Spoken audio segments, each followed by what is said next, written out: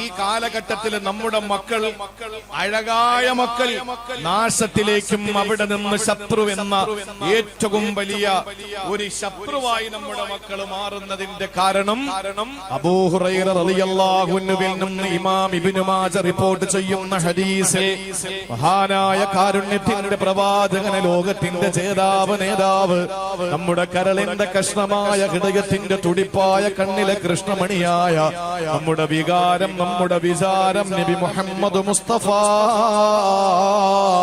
വെള്ളിയാഴ്ച രാവാണ്, സ്വലാത്ത് അമൃതാണ്. സ്വലാത്ത് നമ്മുടെ ജീവിതത്തിന്റെ ഭാഗമാണ്, നമ്മുടെ ജീവന്റെ ജീവനാണ്. ആ പ്രവാചകന് സല്ലല്ലാഹു അലൈഹി വസല്ലമ തങ്ങൾ അവിടുന്ന് പറയുകയാണ്, ഇന്നല്ലാഹ യബ്ഗളു കുല്ല ജഅലരിൻ ജവാലിൻ സഖാബിൻ ബിൽ അസ്വാഖ് ജീഫത്തിൻ ബിൽ ലൈലി വഹിമാരിൻ ബിൻ നഹാർ ആലിമിൻ ബിഅംരി ദുനിയാ വജാഹിലിൻ ബിഅംരിൽ ആഖിറ. ഈ കാലഘട്ടത്തിൽ അല്ലാഹു അഴകെന്ന് പറഞ്ഞ സീനത്തുൽ ഹയാത്ത് എന്ന് പറഞ്ഞ സന്താനങ്ങൾ എവിടെയാണ് ഫിത്ന എന്ന നാശത്തിലൂടെ നിങ്ങളുടെ ശത്രുവാണ് അദുവല്ലക്കുമെന്ന് തഗാബുൻ പറഞ്ഞ ശത്രുതയിലേക്ക് യാത്ര ചെയ്തതെന്നറിയോ? അതിനുള്ള പ്രധാന കാരണം ഇതാ, നെഞ്ചത്ത് കൈവച്ച് ചിന്തിക്കേണ്ട വാപ്പാ, നെഞ്ചത്ത് കൈവച്ച് ചിന്തിക്കേണ്ട പ്രിയപ്പെട്ട ഉമ്മ, എത്രയോ നമ്മൾ വളർത്തിയെടുക്കാൻ, എന്തു പ്രയാസപ്പെട്ട് നമ്മൾ വളർത്തിയെടുക്കാൻ. ആ പ്രിയപ്പെട്ട മക്കളെ പറ്റിയിട്ട് പറയുകയാണ് റസൂലുള്ളാഹി സ്വല്ലല്ലാഹു അലൈഹി വസല്ലമ തങ്ങൾ, ഇന്നല്ലാഹ യബ്ഗളു, അല്ലാഹുവിനെ ദേഷ്യമാണ്, അവന് വല്ലാത്ത വെറുപ്പാണ്, അവന് വല്ലാത്ത ക്രോധമാണ്. ആരോടെന്നറിയോ? കുല്ല ജഅലരീന ജവാലിന സഖാബിൻ ബിൽ അസ്വാഖ്. നബി തങ്ങൾ പറയുന്നു, കുല്ല ജഅലരീന, കടുത്ത പ്രകൃതിക്കാരോട് അല്ലാഹുവിന് ദേഷ്യമാണ്. ഇന്ന് നമ്മുടെ മക്കള് കടുത്ത പ്രകൃതിക്കാരാ. നാട്ടിലേതെങ്കിലും പള്ളിയിലെ കാരണവരായ ഒരു പിതാവ് നമ്മുടെ മകനെ ഉപദേശിച്ചാൽ ആ പ്രിയപ്പെട്ട മക്കൾ ആ പിതാവിന്റെ നേരെ വിരൽ ചൂണ്ടുകയാ. നമുക്കൊന്ന് ഉറക്കെ സംസാരിക്കാൻ കഴിയില്ല, നമുക്ക് നന്നായിട്ടൊന്ന് ഉപദേശിക്കാൻ കഴിയില്ല. ആ പ്രിയപ്പെട്ട മക്കള് നമ്മളുടെ നേരെ ചീറി കടിക്കുന്ന രൗദ്രതയുള്ള ഒരു കാട്ടുമൃഗത്തെ പോലെ ചീറിയെടുക്കുകയാണ്. ഇന്നൊരു കാര്യവും നമ്മുടെ മക്കളോട് പറയാൻ നമുക്ക് കഴിയില്ല. കാരണം എന്തെന്നറിയോ? ആ മക്കളുടെ സ്വഭാവം കടുത്ത പ്രകൃതിയായി പോയി. ആ കടുത്ത പ്രകൃതിയുള്ള മക്കളോട് അല്ലാഹു വല്ലാത്ത വെറുപ്പാണ് എന്ന് ആരംഭപ്പൂവായ ഹബീബ് നബി മുഹമ്മദ് മുസ്തഫ. അത് കഴിഞ്ഞിട്ട് ആ മക്കളുടെ സ്വഭാവം വിശദീകരിക്കുകയാണ്. ജവാൽ, ആ മക്കള് തീറ്റ പ്രിയക്കാരാ, ആ മക്കള് തീറ്റ പ്രിയക്കാരാണ്. എത്ര തിന്നാലും തിന്നാലും ആ മക്കൾക്ക് മതി വരില്ല. ആലോചിച്ചു നോക്കെന്റെ പ്രിയപ്പെട്ട ഉമ്മ, വീട്ടിലെ ഭക്ഷണം കഴിക്കുന്നത് മക്കളൊന്ന് കുറവാ. അവർക്ക് വേണ്ടത് കുഴിമന്തിയാണ്, അവർക്ക് നാട്ടിലെ ഭക്ഷണമാണ് വേണ്ടത്. ആ വീടുകളിൽ നിന്ന് രുചികരമായ ഭക്ഷണം ഉമ്മ പാകം ചെയ്തു വെക്കുമ്പോ അത് കഴിക്കാതെ റോട്ടിലേക്ക് ഇറങ്ങിയിട്ട് കൂട്ടുകാരോടൊപ്പം പാതിരാത്രികളിൽ ഭക്ഷണം കഴിച്ചിരിക്കുന്ന മക്കള്, ആ മക്കളോട് വല്ലാത്ത ദേഷ്യമാണ് അല്ലാഹുള്ളത്. തീരുന്നില്ല. സഖാബിൻ ബിൽ അസ്വാഖ്, മാർക്കറ്റിലെ ബഹളമുണ്ടാക്കുന്ന മക്കളാണ്, കമ്പോളത്തിൽ പ്രശ്നങ്ങൾ സൃഷ്ടിക്കുന്ന മക്കളാണ്, എവിടെ പോയാൽ തല്ലുണ്ടാക്കുന്ന മക്കളാണ്. വാപ്പ സ്റ്റേഷനിൽ കയറി ജാമ്യമെടുത്ത് വല്ലാതെ പ്രയാസപ്പെടുകയാണ്. ആ മക്കള് കാരണം വല്ലാതെ പൊറുതിമുട്ടുന്ന ഉപ്പ, നാട്ടിലെ എല്ലാ പ്രശ്നങ്ങളുടെ പിന്നിലും നിന്റെ മോനാണ്. അവന് നാട്ടിലെ ക്രിമിനലാണ്, അവന് കഞ്ചാവിന്റെയും MDMന്റെയും പിറകെയാണ്. ആ മകൻ കാരണം നാട്ടുകാര് ഒരുപാട് പ്രയാസത്തിലാണ്. നാട്ടിലെ പെണ്ണുങ്ങൾ പോലും ഓടി ഒളിക്കുകയാണ്. ഏറ്റവും വലിയ ക്രിമിനലായി നാട്ടിലൊരു മോഷണം നടന്നാ നിന്റെ മോനെ തിരക്കി പോലീസ് വരുന്നു. ഒരു അടിയുണ്ടായാ നിന്നെ തിരക്കി നിന്റെ മോനെ തിരക്കി പോലീസ് വരുന്നു. അങ്ങനെയുള്ള മക്കള് അള്ളാന്റെ മുത്തു പറയുകയാണ്, അവരോട് വല്ലാത്ത ദേഷ്യമാണ്. എന്നിട്ട് പറഞ്ഞതെന്തെന്നറിയോ? ജീഫത്തിൻ ബിൽ ലൈലി ബില്ലൈലി, രാത്രി വൈകി വീട്ടിൽ വന്നാൽ ജീഫത്തിൻ ബില്ലൈലി, ശവത്തെ പോലെ കിടന്നുറങ്ങുകയാ, ശവത്തെ പോലെ അവനെ കിടന്നുറങ്ങുകയാ എന്ന് പറഞ്ഞ സുബഹിന്റെ ബാങ്ക് പള്ളിയുടെ മിനാരത്തിൽ നിന്ന് വിളിക്കുമ്പോ അസ്സലാത്തു ഖൈറും മിനന്നൗം, ഉറക്കത്തെക്കാൾ കരണീയം അഭികാമ്യം നിസ്കാരമാണെന്ന് വിളി വരുമ്പോ വിജയത്തിലേക്ക് നിസ്കാരത്തിലേക്ക് വരൂ എന്ന് വിളിക്കുമ്പോ ആ വിളിക്കുത്തരം കൊടുക്കാൻ ഒരു ശവത്തെ പോലെ ഡെഡ് ബോഡി കിടക്കും പോലെ ആ മകനെ വീട്ടിൽ കിടന്നുറങ്ങുകയാ. തീരുന്നില്ല ഹിബാരിം ബിന്നഹാർ, അവന് പകല് പണിക്ക് പോകുന്നുണ്ട്. കാരണം എന്തെന്നറിയോ, അവന് തിന്നാൻ പണം വേണം, അവന് കൂട്ടുകാരോടൊപ്പം കള്ളു കുടിക്കാൻ പൈസ വേണം, അതുകൊണ്ട് അവന് എന്തെങ്കിലുമൊക്കെ പണിക്ക് പോകുന്നുണ്ട്. ഏത് പണിക്ക് പോയാൽ ഹിമാരിം ബിന്നഹാരി, കഴുതയെ പോലെ പണിയെടുക്കുന്നു പകല് നേരങ്ങളില്, കഴുതകളെ പോലെ അങ്ങോട്ടും ഇങ്ങോട്ടും നടക്കുന്നു പകലില്. രാത്രി വന്നിട്ട് ശവത്തെ പോലെ കിടന്നുറങ്ങുന്നു. അവൻ നാട്ടിൽ മുഴുവൻ പ്രശ്നക്കാരനാണ്, കമ്പോളത്തില് ബഹളമുണ്ടാക്കുന്നവനാണ്, അവൻ തീറ്റപ്രിയക്കാരനാണ്, അവന് കടുത്ത പ്രകൃതിക്കാരനാണ്. അങ്ങനെയുള്ളവനോട് അള്ളാഹുവിന് ദേഷ്യമാണ്. ഇത് പറഞ്ഞിട്ട് ഇതിന്റെ ബേസായ കാരണം അല്ലാഹുവിന്റെ മുത്തു പറഞ്ഞത് എന്തെന്നറിയോ, ആലിമിൻ ബി അംരി ദുനിയാ, ദുനിയാവിന്റെ എല്ലാ വിവരവും അവനുണ്ട്. ഒരു മൊബൈൽ അങ്ങോട്ട് കയ്യിൽ കൊടുത്താൽ ഈ പള്ളിയിലെ മഹല്ലത്തിലെ ഖതീബ് ഉസ്താദിനെയും അമേരിക്കയുടെ നിയുക്ത പ്രസിഡന്റ് ഡൊണാൾഡ് ട്രംപിനെയും മുസാഫഹ ചെയ്ത് ഹസ്തദാനം ചെയ്ത് ഷേഖ് ഹാൻഡ് കൊടുത്ത് നിൽക്കുന്നതായിട്ട് ക്രിയേറ്റ് ചെയ്യാൻ അവന് പ്രാവീണ്യമുണ്ട്, അവന് നല്ല നോളജാണ്, അവന് നല്ല തലച്ചോറാണ്. ദുനിയാവിന്റെ എല്ലാ വിഷയങ്ങളിലും അവൻ അഗ്രഗണ്യനാണ്. പക്ഷേ വജാഹിലിൻ ബി അംരിൽ ആഖിറ, അള്ളാന്റെ ഹബീബ് അവിടെ നിന്ന് പറയുകയാണ്, അവന് ഒളുവിന്റെ ഫർള് അറിയില്ല, അവന് നിസ്കാരത്തിന്റെ ശർത്ത് അറിയില്ല, അവന് അബആല് സുന്നത്ത് അറിയില്ല, അവന് ഹൈആത്ത് സുന്നത്ത് അറിയില്ല, അവന് ഒളുമുറിയുന്ന കാര്യങ്ങൾ അറിയില്ല, അവന് ഉമ്മയോടെങ്ങനെ പെരുമാറണമെന്നറിയില്ല, മുതിർന്നവരോടെങ്ങനെ കാണിക്കണമെന്നറിയില്ല, ചെറിയവരോട് എന്ത് കാണിക്കണമെന്നവനറിയില്ല. ജാഹിലിൻ ബി അംരിൽ ആഖിറ, ആഖിറത്തെ പറ്റിയിട്ടവന് ജ്ഞാനമില്ല, അവന് വിവരമില്ലാത്ത പമ്പര വിഡ്ഢിയാണ്. അവനോട് അല്ലാഹുവിന് ദേഷ്യമാണെന്ന് ലോകത്തിന്റെ അജയ്യനായ അമരക്കാരൻ മുഖ്ബിറെ സാദിഖ് നബി മുഹമ്മദ് മുസ്തഫ. ആ കാലഘട്ടത്തിലല്ലേ നമ്മളുള്ളത്. നമ്മുടെ മക്കളല്ലെന്ന് വെച്ചോ, ആരാന്റെ മക്കളെ കൂട്ടിക്കോ. നിങ്ങളൊന്ന് ശാന്തമായിട്ട് ഇന്നത്തെ ന്യൂ ജനറേഷന്റെ മക്കളെ നിങ്ങളൊന്ന് മനസ്സിലിട്ട് നിങ്ങളൊന്ന് വിലയിരുത്തിയേ, ആലോചിച്ചു നോക്ക്. ആ മക്കളെ സംബന്ധിച്ചിടത്തോളം എന്താണ്, ആ മക്കള് കടുത്ത പ്രകൃതിക്കാരനാണ്. ഏതെങ്കിലും ഒരു വാപ്പാക്ക്, ഏതെങ്കിലും ഒരു കാരണവർക്ക് പള്ളിയുടെ മുറ്റത്ത് നിന്ന് ബഹളം വെക്കുന്ന മക്കളോട് മിണ്ടാതിരിക്കടാന്ന് പറയാനുള്ള ധൈര്യം ഉണ്ടോ? ഇല്ല. പോയി പണി നോക്കടാന്ന് പറയും ആ മക്കളെ മുഖത്ത് നോക്കിയിട്ട്. കാരണം കടുത്ത പ്രകൃതിക്കാരാ. എന്താ അതിന്റെ കാരണം? ആ മക്കൾ വല്ലാതെ വാരി വലിച്ച് തിന്നുന്ന മക്കളാണ്. മക്കൾക്ക് ഭക്ഷണം കൊടുക്കാം, നല്ലതാണ്, അവര് കഴിക്കട്ടെ. പക്ഷേ കഴിക്കുന്ന സമയം കഴിഞ്ഞിട്ടും പാതിരാത്രികളിൽ തുറന്നു വെച്ചിരിക്കുന്ന കടകളിൽ ചെന്ന് കൂട്ടുകാരോടൊപ്പം ഇരുന്ന് ഭക്ഷണം കഴിച്ചിട്ട് വലിയ കടക്കാരനായി കടം വീട്ടാൻ നേരം വെളുത്ത് പണിയെടുക്കുന്ന ഒരു ജനറേഷന്റെ പിതാക്കന്മാരായി മാതാക്കളായി നമ്മൾ മാറുന്നു. ചിന്തിച്ചു നോക്ക്. ആ പ്രിയപ്പെട്ട മക്കൾ ഒരുപാട് കഴിക്കുന്നു എന്ന് മാത്രമല്ല, കമ്പോളത്തിൽ പ്രശ്നങ്ങൾ ഉണ്ടാക്കുന്നു, നാട്ടിലെ പ്രശ്നങ്ങൾ ഉണ്ടാക്കുന്നു, ബഹളുണ്ടാക്കുന്നു. അതോടൊപ്പം തന്നെ രാത്രി വീട്ടിൽ വന്നാൽ ഒരാളോട് മിണ്ടില്ല, ഉമ്മയോട് സുഖവിവരം ചോദിക്കില്ല, വാപ്പയോട് സ്നേഹത്തോടെ സംസാരിക്കില്ല, അനുജത്തിയോട് അനുജനോട് അനുകമ്പ, ദയ, കാരുണ്യം, ആർദ്രത ഇതൊന്നുമില്ല. അവൻ വന്നിട്ട് ജീഫത്തിൻ ബില്ലൈലി, ഒരൊറ്റ ഉറക്കം ശവത്തെ പോലെ. സുബഹിന്റെ ബാങ്ക് കേൾക്കുമ്പോൾ നിസ്കരിക്കൂല. ഹിമാരിൻ ബിന്നഹാരി, നേരം വെളുത്താൽ ഒരു കഴുതയുടെ സ്വഭാവം പോലെയാണ് അവനുള്ളത്. പണിയെടുക്കുന്ന അതും കഴുതയെ പോലെ അവൻ പണിയെടുക്കും വേണ്ടി വന്നാൽ, കഴുതയെ പോലെ പകലും ശവത്തെ പോലെ രാത്രിയും കമ്പോളത്തിൽ പ്രശ്നങ്ങൾ ഉണ്ടാക്കി. ഒരുപാട് തീറ്റപ്രിയക്കാരനായ കടുത്ത പ്രകൃതിക്കാരന്റെ പ്രശ്നം എന്താണ്? ആലിമിൻ ബി അംരി ദുനിയാ, ദുനിയാവിന്റെ സകല പ്രശ്നങ്ങളെ പറ്റിയും അവന് ജ്ഞാനമുണ്ട്, എല്ലാം അവനറിയാം. അവനോട് എന്ത് ചോദിച്ചാലും ദുനിയാവിന്റെ എല്ലാ മറുപടിയും അവൻ തരും. പക്ഷേ ജാഹിലിൻ ബി അംരിൽ ആഖിറ, ആഖിറത്തെ പറ്റി ഒരു വസ്തുവും അവൻ അറിയില്ല.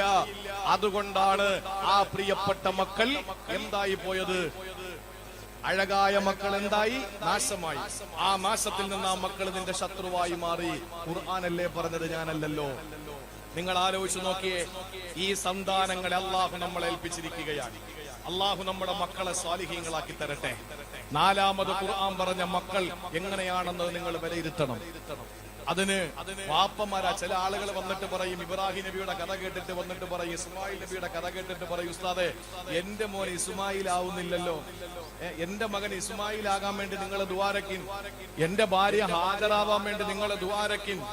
എന്റെ പ്രിയപ്പെട്ട രക്ഷകർത്താക്കൾ, എന്റെ പ്രിയപ്പെട്ട പിതാക്കന്മാരോട് പറയാനുള്ളത്, നിങ്ങളുടെ മകൻ ഇസ്മായിൽ ആകണമെങ്കിൽ ആദ്യം വേണ്ടത് നിങ്ങളുടെ ഭാര്യ ഹാജരാവലാണ്. നിങ്ങളുടെ ഭാര്യ ഹാജരാകണമെങ്കിൽ നിങ്ങൾ ആദ്യം ഇബ്രാഹിം ആകണം.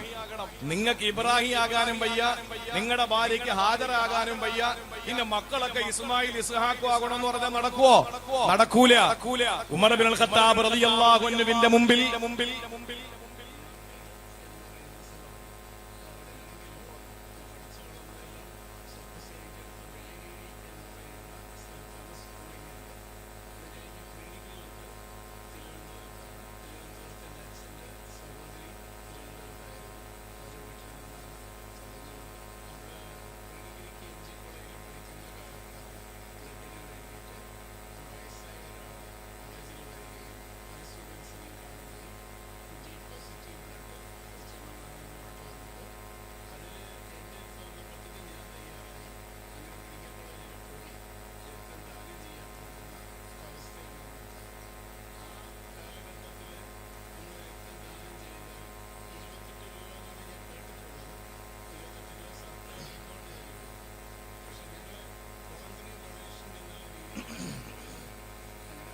ഉമർ ഇബ്നുൽ ഖത്താബ് റളിയല്ലാഹു അൻഹുവിന്റെ മുമ്പിൽ ഒരു പിതാവ് തന്റെ മകനെ കൈപിടിച്ചുകൊണ്ട് വരികയാണ്. പിതാവ് മകനെ കൈപിടിച്ചുകൊണ്ട് വന്നിട്ട് ഉമർ ഇബ്നുൽ ഖത്താബ് റളിയല്ലാഹു അൻഹുവിനോട് പറയാണ്, എന്റെ മകൻ അനുസരണം കെട്ടവനാണ്, ഉരുത്തം കെട്ടവനാണ്, ഇവനൊന്ന് നന്നാക്കി തരണം. ഉമർ ഇബ്നുൽ ഖത്താബ് തങ്ങളുടെ മുന്നിലാണ് പെട്ടത്. ഏറ്റവും വലിയ ധീരനായ വീരനായ മഹാനായ ഉമർ ഇബ്നുൽ ഖത്താബ് തങ്ങളുടെ മുന്നിൽ അകപ്പെട്ട ആ പ്രിയപ്പെട്ട കുട്ടി എന്ത് ചെയ്യണമെന്നറിയാതെ ആലിലെ പോലെ വറയ്ക്കാൻ തുടങ്ങി. പക്ഷേ സർവ്വധൈര്യവും സംഭരിച്ചുകൊണ്ട് ഉമർ ഇബ്നുൽ ഖത്താബ് തങ്ങളോട് ചോദിച്ചൊരു ചോദ്യമുണ്ട്. അല്ലയോ ഉമർ തങ്ങളെ, വാപ്പാക്ക് മക്കളോട് എന്തെങ്കിലും ബാധ്യതയുണ്ടോ? വാപ്പാക്ക് മക്കളോട് എന്തെങ്കിലും ബാധ്യതയുണ്ടോ? ഉമർ ഇബ്നുൽ ഖത്താബ് റളിയല്ലാഹു അൻഹു പറഞ്ഞു, ഉണ്ട്. എന്താണത്? അവൻ പറഞ്ഞു, ഒന്നാമതായിട്ട് നല്ല ഉമ്മയെ കൊടുക്കണം. എന്തൊക്കെയ ഉമ്മ? നല്ല ഉമ്മയെ തെരഞ്ഞെടുക്കണം. രണ്ടാമത്തേത്, അവന് നല്ല പേരിട്ട് കൊടുക്കണം, നല്ല പേരിട്ട് കൊടുക്കണം. മൂന്നാമത്തേത്, വയുഅല്ലിമുഹുൽ കിതാബ്, വിശുദ്ധ ഖുർആൻ പഠിപ്പിച്ചു കൊടുക്കണം. ഇത് മൂന്നും ഒരു വാപ്പാക്ക് മക്കളോടുള്ള ബാധ്യതയാണ്. അപ്പൊ ഈ മകൻ ചോദിച്ചു, എന്റെ തങ്ങളെ, ഉമർ തങ്ങളെ, എന്റെ ഉമ്മ നല്ല സ്ത്രീയല്ല, എന്റെ ഉമ്മ നല്ല സ്ത്രീയല്ല, എനിക്ക് നല്ലൊരു ഉമ്മയെ തന്നിട്ടില്ല. രണ്ടാമത്തേത് സമ്മാനി ജുഅല, ഈ വാപ്പ എനിക്ക് പേരിട്ടത് ജുഅല എന്നാണ്. ജുഅല എന്ന് പറഞ്ഞ അർത്ഥം എന്താ? കരിവണ്ട്. എനിക്ക് പേരിട്ടത് ജുഅല എന്നാണ്. മാത്രമല്ല, മാ അല്ലമനി ഹർഫൻ വാഹിദ, ഒരക്ഷരം ഇന്ന് വരെ ഖുർആനിൽ നിന്ന് എന്റെ വാപ്പ എന്നെ പഠിപ്പിച്ചിട്ടില്ല. ഉമർ ഇബ്നുൽ ഖത്താബ് റളിയല്ലാഹു അൻഹു വാപ്പയോട് പറഞ്ഞു, നീ ആദ്യം മര്യാദ പഠിക്കടാ, പൊക്കോടാന്ന് പറഞ്ഞു കൺമുമ്പിൽ നിന്ന്. മകൻ കുരുത്തം കെട്ടവനാണെന്ന് പറഞ്ഞ് പരിഭവത്തിന്റെ പാണ്ടക്കെട്ടടിച്ചു വെച്ച് ഉമർ ഇബ്നുൽ ഖത്താബ് തങ്ങളുടെ മുന്നിലേക്ക് വന്ന പിതാവിനെ വന്ന വഴിയെ ഓടിച്ചു വിട്ട ധീരനായ നേതാവ് തന്റെ പ്രിയപ്പെട്ട മകന് വാപ്പ കൊടുക്കേണ്ട എല്ലാ കാര്യങ്ങളും ഒരൊറ്റ കാര്യവും വാപ്പ കൊടുത്തില്ല എന്ന ഒറ്റ കാരണം കൊണ്ട് വാപ്പയെ തിരിച്ചു വിട്ടു. ആദ്യം നീ മര്യാദ പഠിക്കെന്ന് പറഞ്ഞു വിട്ടു. നമ്മളെ ബാധ്യത എന്താ? നല്ല പേരിടുന്നത് അവിടെ നിൽക്കട്ടെ. അതേപോലെ തന്നെ നമ്മുടെ മക്കൾക്ക് നല്ലൊരു ഉമ്മയെ തിരഞ്ഞെടുക്കാന്ന് പറഞ്ഞാൽ അതൊക്കെ വലിയ കാര്യമാണ്. നല്ലതിൽ നിന്നേ നല്ലത് മുളയ്ക്കുള്ളൂ. അതൊക്കെ ഒരു വലിയ കാര്യമാണ്. പക്ഷേ നമ്മൾ വിശുദ്ധ ഖുർആനിൽ നിന്ന് നമ്മുടെ സന്താനങ്ങൾക്ക് പഠിപ്പിച്ചു കൊടുക്കേണ്ടത് നമ്മൾ ഇന്നുവരെ പഠിപ്പിച്ചു കൊടുത്തിട്ടില്ല. ആ പഠിപ്പിച്ചു കൊടുക്കുന്ന പാഠം ആ മക്കളെ നമ്മളിലേക്ക് കൊണ്ടെത്തിക്കുന്നത് വേറൊരു ആംഗിളിലാണ്. അതാണ് നാലാമതായി മക്കളെ പറ്റി ഖുർആൻ പറഞ്ഞത്. ഇതുവരെയും പറഞ്ഞത് ഒരക്ഷരം മക്കൾക്ക് പഠിപ്പിച്ചു കൊടുക്കാത്ത ഒരു വാപ്പ ഉമ്മ മക്കൾക്ക് നല്ല പേരിട്ട് കൊടുത്തിട്ട് പുറത്തിറങ്ങി നടക്കാൻ പറ്റാത്ത പേരിട്ട് കൊടുക്കുന്നു, അർത്ഥം പോലും നോക്കാതെ. നിങ്ങൾക്കറിയോ, പേരും ഇസ്മും മുസമ്മയും തമ്മിൽ ബന്ധമുണ്ട്. പേരും പേരിടപ്പെട്ട വ്യക്തിയും തമ്മിൽ ബന്ധമുണ്ട്. അതേ സ്വഭാവം ഉമർ ഇബ്നുൽ ഖത്താബ് തങ്ങളുടെ കറാമത്ത് പറയുന്ന ഒരു ഗ്രന്ഥമുണ്ട്. അത് കറാമത്ത് അംഗീകരിക്കുന്ന ഒരു സമൂഹത്തോടെ നമുക്ക് പറയാൻ കഴിയുള്ളൂ. ഇല്ലെങ്കിൽ മായാവി കഥ എന്ന് പറഞ്ഞ് തള്ളും. നിരീശ്വരവാദികളോട് പറയാൻ പറ്റില്ല. അവര് നാളെ ഇത് വെട്ടി ചാനലില് അവർക്ക് വൈദ്യപ്പിഴപ്പിനുള്ള വക കണ്ടെത്തും. പക്ഷേ ഉമർ റളിയല്ലാഹു അൻഹുവിന്റെ താരീഖിൽ കാണാൻ കഴിയുന്നത് ഒരു മനുഷ്യനോട് പേര് ചോദിച്ചപ്പോ തീയുമായി ബന്ധപ്പെട്ട പേരാ പറഞ്ഞത്. ശിഹാബ് തീക്കൊള്ളി. അദ്ദേഹത്തിന്റെ വാപ്പാടെ പേര് ചോദിച്ചപ്പോഴും തീയുമായി ബന്ധപ്പെട്ടത്. സ്ഥലം ചോദിച്ചപ്പോ തീയുമായി ബന്ധപ്പെട്ടത്. അങ്ങനെ ചോദിച്ച 5 ചോദ്യങ്ങൾക്കും അഗ്നിയുമായി ബന്ധപ്പെട്ട പേര് മറുപടി കൊടുത്തപ്പോ ഉമർ റളിയല്ലാഹു അൻഹു പറഞ്ഞു, സുബ്ഹാനല്ലാഹ്, നിന്റെ വീട് തീ കത്തിയിട്ടുണ്ടാവുമല്ലോ എന്ന് പറഞ്ഞു. അയാൾ ഓടിച്ചെന്ന് വീട്ടിലെത്തുമ്പോഴേക്ക് വീടും കത്തിക്കൊണ്ടിരിക്കുകയാണ്. ചെറിയ കാര്യമല്ല. പേര് നല്ല പേരിട്ട് കൊടുക്കണം. ആ പേരിട്ട് കൊടുക്കേണ്ടത് വാപ്പയുടെ ഉമ്മയുടെ ബാധ്യതയാണ്. അതോടൊപ്പം മക്കളെ ഇതുപോലത്തെ ശുഭവസ്ത്രധാരികളായി മദ്രസയിൽ ചേർത്ത് പഠിപ്പിക്കാൻ നമുക്ക് കഴിയണം. കഴിഞ്ഞില്ലെങ്കിൽ ആ മക്കൾ അലങ്കാരമായി അല്ലാഹു തന്ന മക്കൾ നാശത്തിലൂടെ ആ മക്കൾ ഏറ്റവും വലിയ ശത്രുക്കളായി മാറും. അള്ളാഹു നമ്മളെ കാത്തുരക്ഷിക്കട്ടെ. അള്ളാഹു നമ്മളെ കാത്തുരക്ഷിക്കട്ടെ. ഇനി ഖുർആൻ പറഞ്ഞ നാലാമത് എന്താണെന്നറിയോ? മക്കളെ പറ്റി നാലാമതായിട്ട് അള്ളാഹു പറഞ്ഞത്, 1 അലങ്കാരമെന്ന് പറഞ്ഞു, 2 നാശമെന്ന് പറഞ്ഞു, 3 ശത്രുവെന്ന് പറഞ്ഞു. അതിന്റെ ബേസ് ആയിട്ടുള്ള കാരണം ഞാൻ പറഞ്ഞു, ഒരക്ഷരം മക്കൾക്ക് ഇൽമു പഠിപ്പിച്ചു കൊടുക്കാത്തതാണ് കാരണമെന്ന്. എന്നാൽ ആ മക്കൾക്ക് നല്ല തസ്കിയത്ത് കൊടുത്ത് തർബിയത്ത് കൊടുത്ത് ആ മക്കളെ പഠിപ്പിക്കേണ്ട രീതിയിൽ പഠിപ്പിച്ച് അവരെ ഏൽപ്പിക്കേണ്ടവരെ ഏൽപ്പിച്ച് ഹന്നാ ബീവി റളിയല്ലാഹു തആല അൻഹയുടെ ഉമ്മമാരെ കേൾക്കണം. ഹന്നാ ബീവി റളിയല്ലാഹു തആല തന്റെ പൊന്നുമോള് മറിയമിനെ ആരെയാണ് ഏൽപ്പിച്ചത്? വകഫലഹാ സക്കരിയ നബി അലൈഹിസ്സലാമിനെ ഏൽപ്പിക്കുകയാണ്. ആരാ സക്കരിയ നബി? ഹന്നാ ബീവിയുടെ സഹോദരിയുടെ ഭർത്താവാണ്. ബൈത്തുൽ മുഖദ്ദസിന്റെ ഇമാമാണ്, മുദരിസാണ്.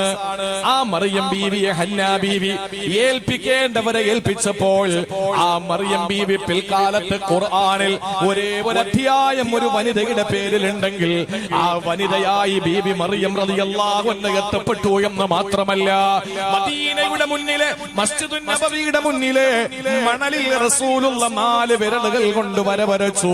ഖിൻസറും ബിൻസറും മുസ്തയും മുസബ്ബിഹ വിരൽ കൊണ്ട് 4 വര വരച്ചു.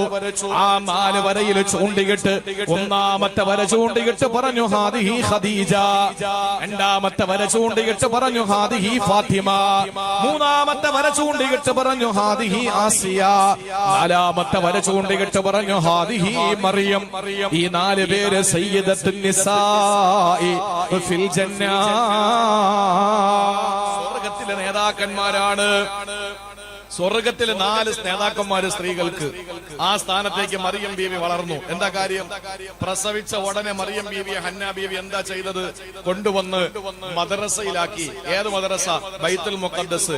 ആരാ മദ്രസ മുഅല്ലിം? സക്കരിയ നബി. ആലോചിച്ചു നോക്കിയേ, എന്തോരു കറാമത്ത സക്കരിയ നബിയെ പോലും അത്ഭുതപ്പെടുത്തിക്കൊണ്ട് മറിയം ബീവി കാണിച്ചത്. ആ നിലയിലും മക്കളെ പഠിപ്പിക്കേണ്ട വിധം പഠിപ്പിച്ചു കഴിഞ്ഞാൽ ആ മക്കൾ ആരാകുമെന്നറിയോ? അഴകുന്നതിനപ്പുറത്ത് നാശമാകാതെ ശത്രുവാകാതെ 4ാമത് മക്കളെ പറ്റി ഖുർആൻ പറഞ്ഞ ആ കോലത്തിലേക്ക് മക്കൾ മാറും. അതേതാണ്?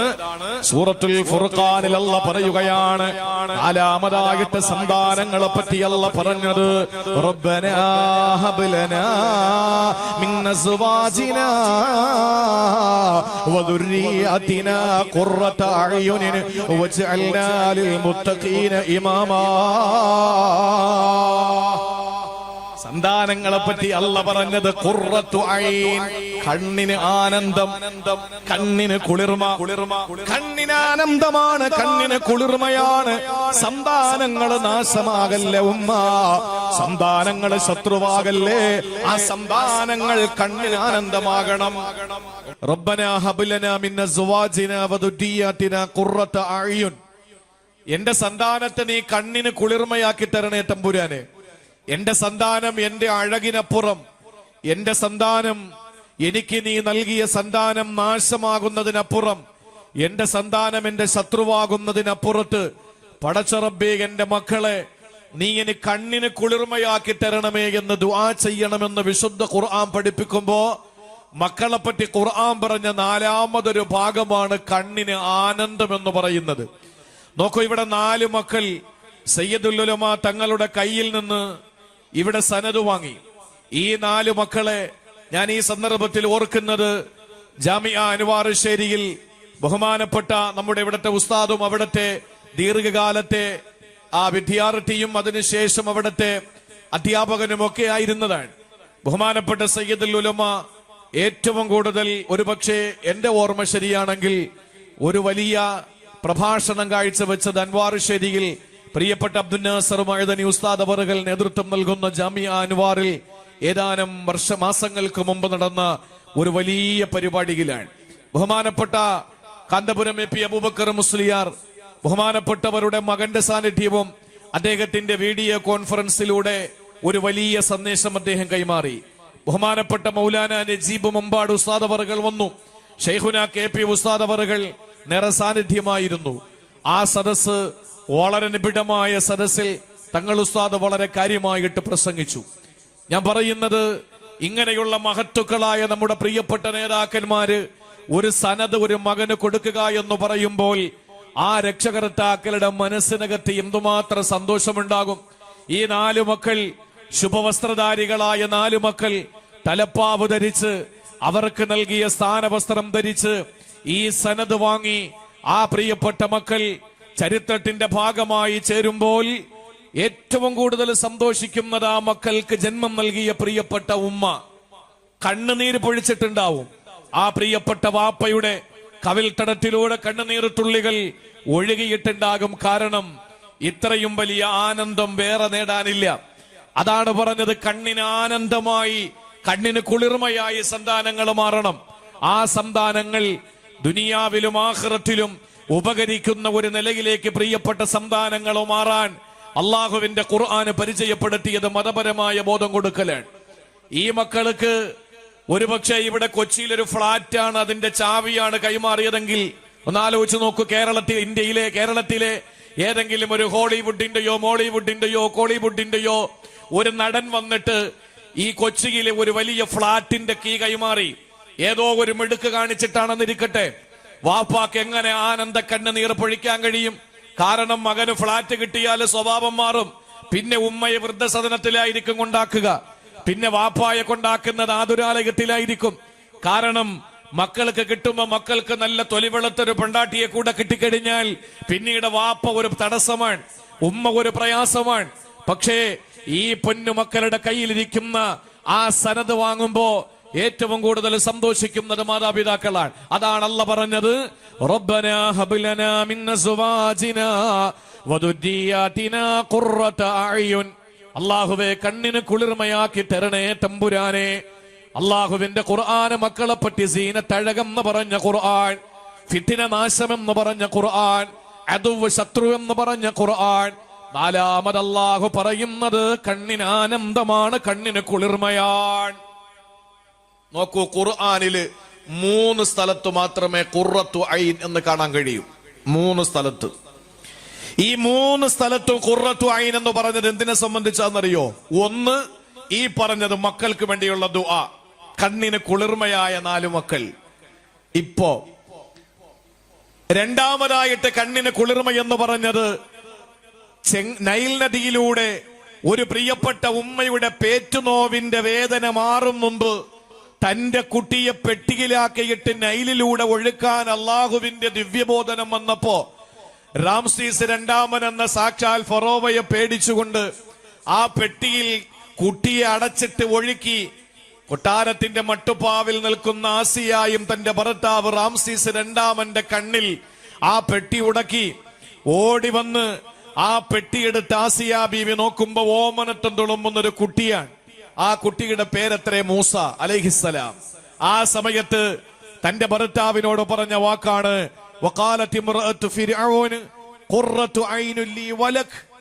ഭർത്താവേ, എനിക്ക് നിങ്ങൾക്കും കണ്ണിന് കുളിർമയാകും ഈ മകൻ, എനിക്കും നിങ്ങൾക്കും ഈ മകന് കണ്ണിന് കുളിർമയാകും. രണ്ടാമത് ഖുർആൻ പറഞ്ഞ കണ്ണിന് കുളിർമയും മക്കളെ സംബന്ധിച്ചാണ്. ഇനി മൂന്നാമത് കണ്ണിന് ആനന്ദ കുളിർമ എന്ന് പറഞ്ഞത് വിശുദ്ധ ഖുർആൻ. അല്ലാഹ് പറയുകയാണ് ഫലാ തഅലമു നഫ്സും മാ ഉഖ്ഫിയ ലഹും. ഒരിക്കലും അവരുടെ കണ്ണുകൾക്ക് കാണാൻ പറ്റാത്ത, ഒരു കണ്ണും കണ്ടിട്ടില്ലാത്ത നയനാനന്ദകരം, ഒരു കാതും കേട്ടിട്ടില്ലാത്ത കരുണാനന്ദകരം, ഒരു ഹൃദയത്തിൽ ഉദിക്കാത്ത ഹൃദ്യമായ, കൈകൊണ്ട് തൊട്ടാൽ പൊട്ടിച്ചിരിക്കുന്ന മണിവീണ കമ്പികളുടെ നാദം കൊണ്ട് മുഖരിതമായ സുഖലോലുവ സ്വർഗം. ആ പരിശുദ്ധമായ സ്വർഗത്തെ സംബന്ധിച്ച് അല്ലാഹു പറയുന്നത് കണ്ണിന് കുളിർമയെന്നാണ്. അതേ അല്ലാഹുവിന്റെ സ്വർഗത്തെ പറ്റി പറഞ്ഞ കണ്ണിന് കുളിർമ, അതേ വിശുദ്ധ ഖുർആനിലെ മക്കളെ പറ്റി പറഞ്ഞ കണ്ണിന് കുളിർമ, അതേ ഖുർആന് മൂസാ നബി എന്ന മകനെ പറ്റി പറഞ്ഞ കണ്ണിന് കുളിർമ. മക്കൾ കണ്ണിന് കുളിർമയായി ദുനിയാവിലെ മാറിയാൽ ആ മക്കള് നാളെ സ്വർഗത്തിൽ നമ്മുടെ പ്രിയപ്പെട്ടവരാണ്. ആ സ്വർഗത്തിൽ നമ്മുടെ മക്കള് നമ്മുടെ എല്ലാമാണ്. അല്ലാഹ് പറയാതെ പറയുകയാണ്. എന്തുകൊണ്ടെന്നറിയോ?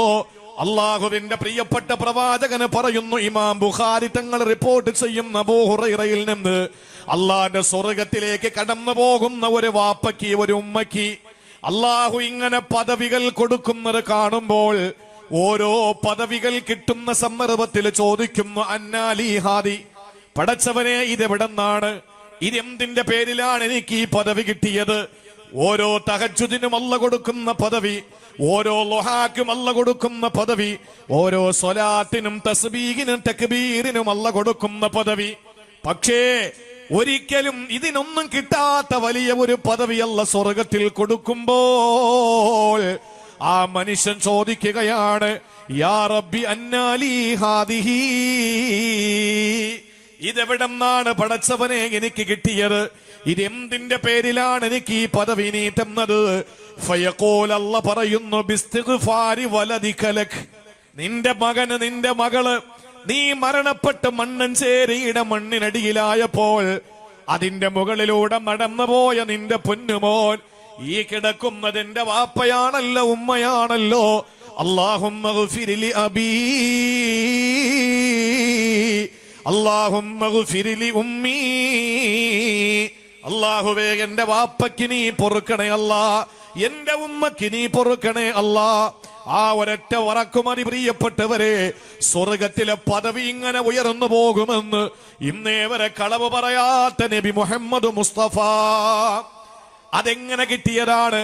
മകനെ MBBS ആക്കുമ്പോ കിട്ടുന്നതല്ല, മകനെ LLB ആക്കിയപ്പോ കിട്ടിയതല്ല, മകനെ MB ആക്കിയപ്പോ കിട്ടിയതല്ല. മകനെ ഒരു നിലയിലുമുള്ള വിദ്യാഭ്യാസത്തിന്റെ അക്ഷരക്കൂട്ടങ്ങളെ തന്റെ പേരിന്റെ അകമ്പടി സേവിച്ചപ്പോൾ ആ പിതാവിന് മാതാവിന് കൊടുത്ത പദവിയല്ല. പിന്നെയോ ആ പ്രിയപ്പെട്ട മകന് മകൾക്ക് മദ്രസയിൽ കൊണ്ടുവന്ന അലിഫ് എന്ന അക്ഷരം എഴുതിയിട്ട് അദബിലൂടെ അള്ളാനെ പരിചയപ്പെടുത്തി കൊടുത്ത വാപ്പ. ആ വാപ്പയ്ക്ക് അല്ലാഹു കൊടുക്കുന്ന പദവി, വാപ്പ 6 അടി മണ്ണിനടിയിലേക്ക് പോകുമ്പോൾ ആ പ്രിയപ്പെട്ട മകന്റെ നെഞ്ച് പൊട്ടുകയാണ്. ആ മകന്റെ പ്രാർത്ഥന അല്ലാഹ് കേൾക്കുകയാണ്. ആ മകളുടെ ദുആ അല്ലാഹ് കേൾക്കുകയാണ്.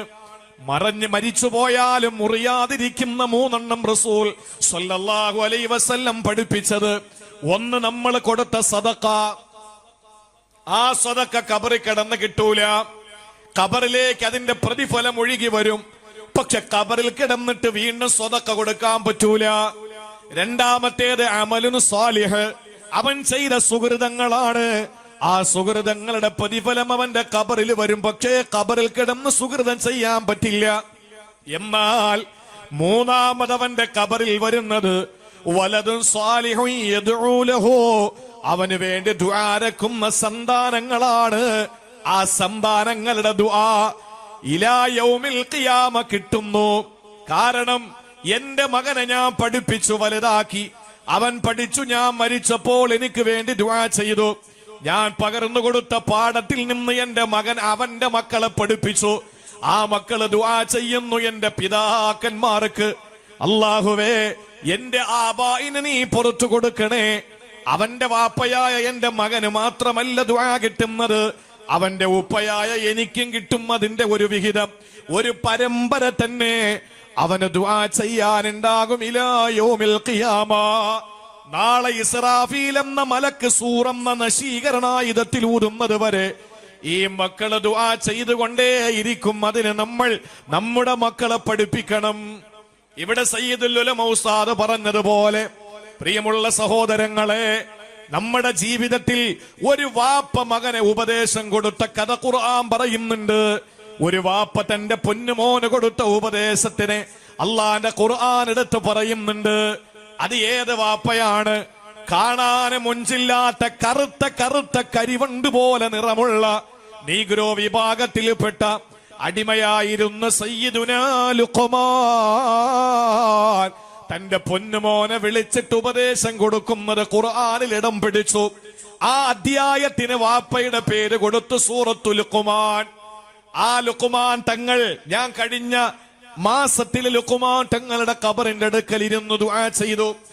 ഈജിപ്തില് പ്രിയപ്പെട്ട സഹോദരങ്ങളെ, ലുഖ്മാനുൽ ഹക്കീം റളിയല്ലാഹു അൻഹു തന്റെ പൊന്നുമക്കളെ ഉപദേശിക്കുന്നതിൽ ഖുർആനിൽ ഇടം പിടിക്കാത്ത വേറെ ഗ്രന്ഥങ്ങളിൽ ഒരുപാട് ചലനം സൃഷ്ടിച്ച ഉപദേശങ്ങളുണ്ട്.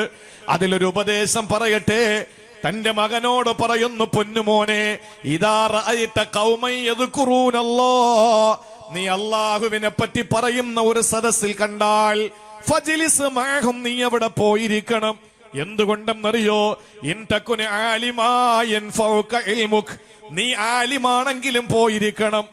നീ വിവരമുള്ളവരാണെങ്കിലും ആ മജ്ലിസിൽ പോയിരിക്കണം.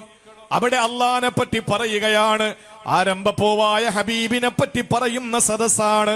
നീ അവിടെ പോയിരിക്കണം. എന്തുകൊണ്ടെന്നറിയോ? ഒന്നുകിൽ നീ ആലിമാണ്, എന്നാ നിന്റെ ഇൽമ് നിനക്ക് പ്രയോജനം ചെയ്യും. നിന്റെ ഇൽമ് നിനക്ക് പ്രയോജനം ചെയ്യും. ഇനി നീ ആലിമല്ലെങ്കിലോ? നീ ആലിമല്ലെങ്കിലോ സഹോദരങ്ങളെ, നിനക്ക് അവരെ പഠിപ്പിച്ചു കൊടുക്കാൻ കഴിയും. നീ ആലിമല്ലെങ്കിൽ അവര് നിനക്ക് പഠിപ്പിച്ചു തരും. യുഅല്ലിമൂക്ക്, അവിടെ ഇരിക്കുന്ന ആളുകളെ നിന്നെ പഠിപ്പിച്ചു തരും.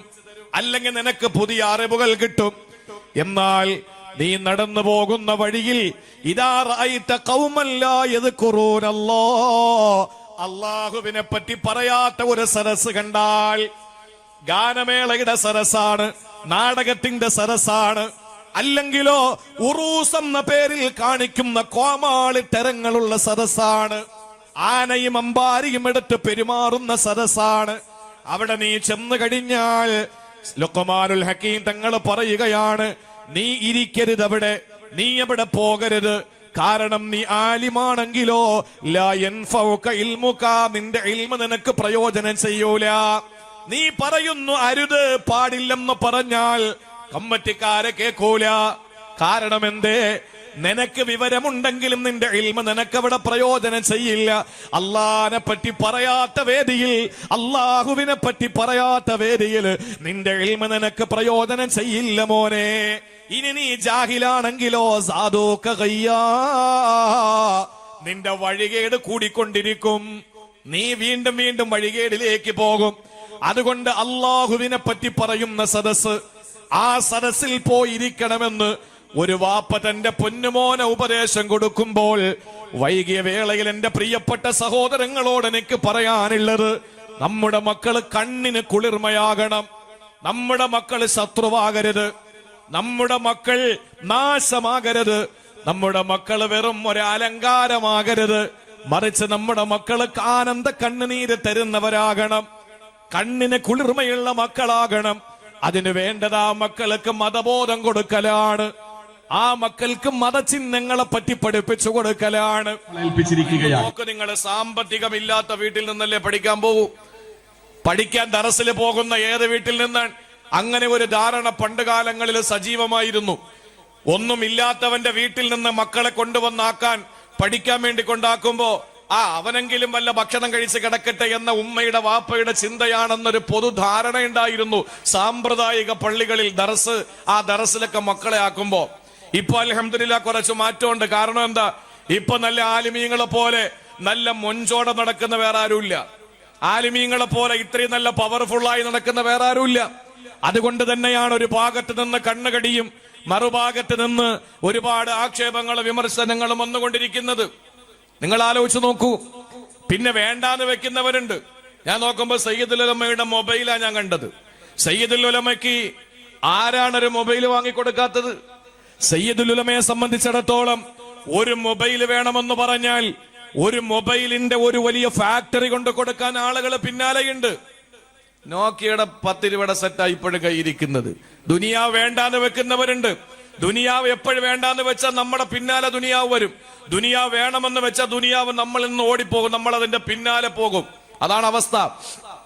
ദുനിയാവ് വേണ്ടാന്ന് വെക്കുന്നതിന് മുമ്പിൽ ദുനിയാവ് മുന്നിലേക്ക് വന്നിട്ട് എടുത്തോ എന്ന് പറയും. അപ്പോഴാണ് അള്ളാഹുവിന്റെ ചില ദാസന്മാരുണ്ട്. ആ ദാസന്മാരാരാ? ഇന്നലില്ലാഹി ഇബാദന ഫുതനാ തൊല്ലഖു ദുനിയാ വഖാഫുൽ ഫിതനാ.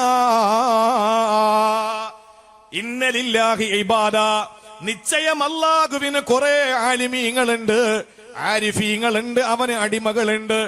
അവരെന്താ ചെയ്തത്? തൊല്ലഖു ദുനിയാ, അവര് ദുനിയാവിനെ മുത്തലാക്ക് ചൊല്ലിയവര്. എന്തുകൊണ്ട് സഹോദരങ്ങളെ? വഖാഫുൽ ഫിതന, അവർക്ക് നാശം പേടിയാണ്, അവർക്ക് ഫിത്തിന പേടിയാണ്.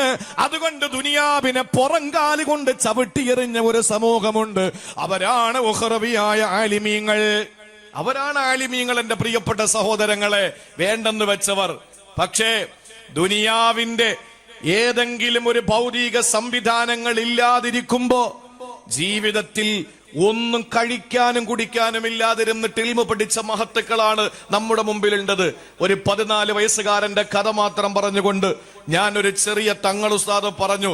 കമ്മിറ്റിക്കാർ ഇതുവരെ പറഞ്ഞിട്ടില്ല, പറയുമെങ്കിൽ ഇൻഷാ അല്ലാഹ്. എന്താണ്, നമുക്കൊരു കുട്ടിക്ക് 30,000 രൂപ ഒരു വർഷത്തേക്കാവും അല്ലേ? എത്ര കുട്ടികളുള്ള നമുക്ക്? 17 കുട്ടികള്. ഞാൻ ചോദിക്കുകയാണ്, ഞാൻ ഈ കാര്യം പറഞ്ഞതിന് ശേഷം നിങ്ങളോട് ചോദിക്കാം, നിങ്ങൾ ഇപ്പൊ പോക്കറ്റിൽ നിന്ന് എണ്ണി 30,000 രൂപ കൊടുക്കണ്ട.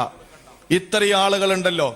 അല്ലാഹു റബ്ബുൽ ഇസ്സത്ത് ഈ ശുഭവസ്ത്രധാരികളായ മക്കൾ, നാളെ സനതെടുക്കുന്ന ഈ മക്കൾ 17 മക്കളുണ്ട്.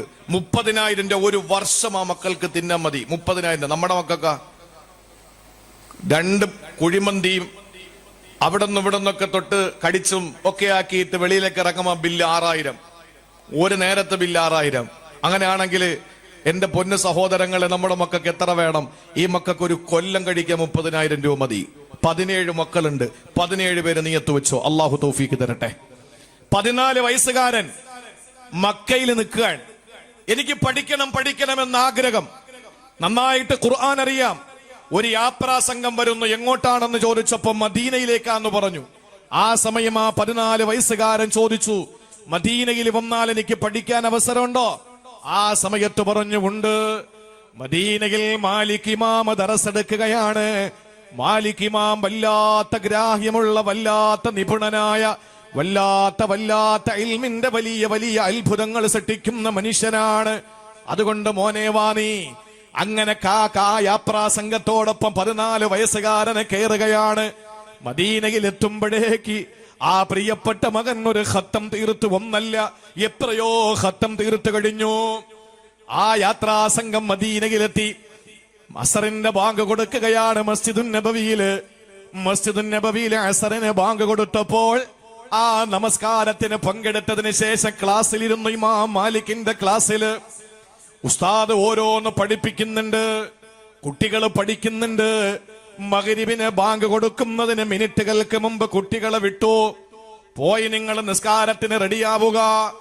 എല്ലാവരും എഴുന്നേറ്റപ്പോ ആ 14 വയസ്സുകാരനായ മകൻ അവിടെ തന്നെ ഇരിക്കുകയാണ്. മകൻ അടുത്തേക്ക് വിളിച്ചിട്ട് ഇമാം മാലിക് ചോദിക്കുന്നു, മോനെ നീ മക്കയിൽ നിന്നാണോ? അതേ ഉസ്താദേ. നീ ഖുറൈശിയാണോ? അതേ ഉസ്താദേ. മോനെ നീ നല്ലവനാണ്, നിനക്കൊരു ഭാവിയുണ്ട്. പക്ഷേ നിന്നിൽ നിന്ന് ഞാനൊരു കുരുത്തക്കേട് കണ്ടു. എന്താ ഉസ്താദേ, എന്നിൽ നിന്ന് നിങ്ങളാതെ അവ്വല് വഖത്തിൽ നിസ്കരിക്കുന്ന മണ്ണഞ്ചേരിയിലെ 1000 നിങ്ങളെടുക്ക്. എന്നിട്ടോ നല്ല വറയുള്ള ഒരു നല്ല പണ്ഡിതനെയും നിങ്ങളെടുക്ക്. 1000 ആബിദീങ്ങൾക്ക് ഒരു പണ്ഡിതൻ എന്നുള്ള നിലയ്ക്കാണ് പിശാച് പ്രതിസ്ഥാനത്ത് വരുന്നത്. ഫഇന്നാ ഫഖീഹൻ വാഹിദൻ മുതവരിആ അശദ്ദു അല ശൈത്താനി മിൻ അൽഫി ആബിദീ. ഒരു പണ്ഡിതൻ 4 മതിൽക്കെട്ടിന്റെ ഉള്ളിൽ പ്രവർത്തിച്ചാ പോരാ.